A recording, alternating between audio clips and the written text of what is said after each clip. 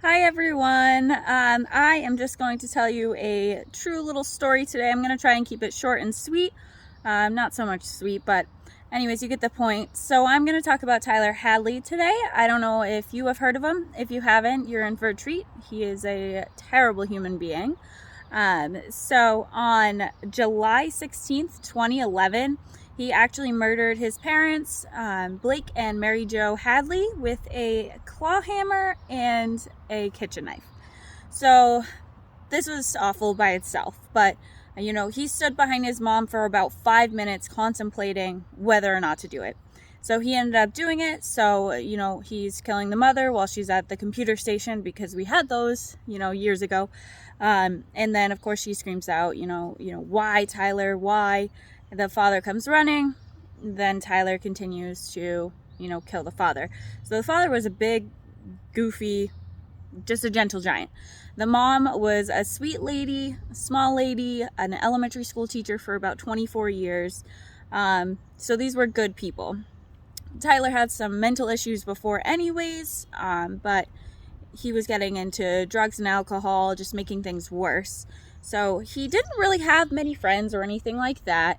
And he proceeded to, drag their bodies into the master bedroom, and he piled as much crap on them as possible. I'm talking furniture, bed sheets, cushions, just anything that he could find.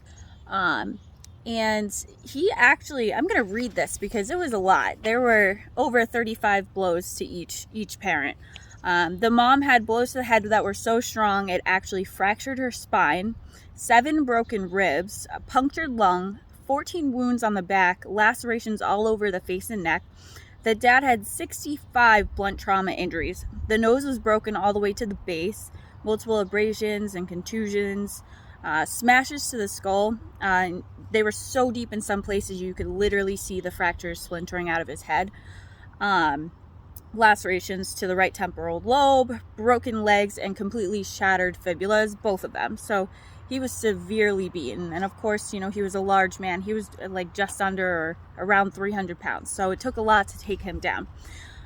So anyways, he basically buries them and stuff in the master bedroom and proceeds to post on Facebook that, hey, party at my crib tonight, who's, coming. Anyways, hundreds of kids showed up to this. I'm talking, it was an absolute rager. So Tyler takes his parents' ATM card, takes out a whole bunch of money, thousands of dollars, blows it on drugs and alcohol.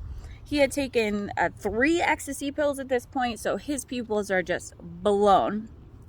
Everyone all night is like, where's your parents? Yada, yada, yada. Each time someone asked, he would tell a different story. So, he said at one point, yeah, I killed them, and people thought it was a joke. Obviously, it was not a joke. So the rest of the night continues. At one point, a beer pong ball ends up falling under the table, rolling under there. The person who picked it up, the kid who picked it up, actually was like, oh, what's this, brown sticky liquid? So yeah, that was blood. So anyways, they just dunk it back in the beer pong cups and wash it off. So at one point in the night, his best friend Michael is there, and he says, hey, I killed my parents. Explains to him exactly what he did. His name was Michael, and then Michael was like, no, you didn't. I don't believe you.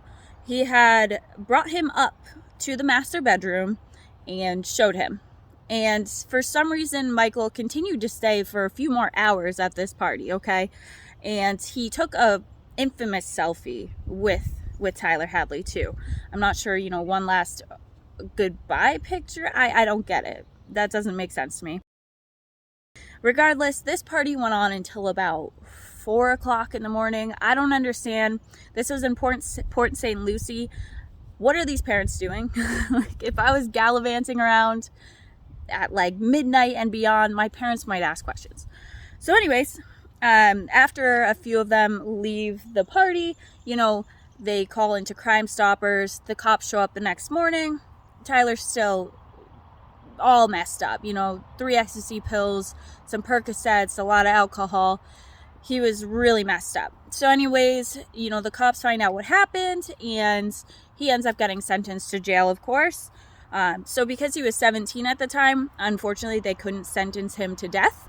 So now he just lives in prison. So sucks for him. In jail, this is annoying to me.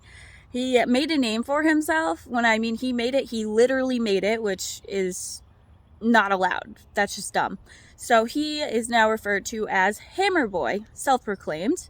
And on occasion, he'll go around saying, ha ha ha, it's hammer time. So yes, Tyler was a horrible human being, but he's in jail. If you need further information, I'm gonna probably post about it on my Facebook, so hop on there and take a look.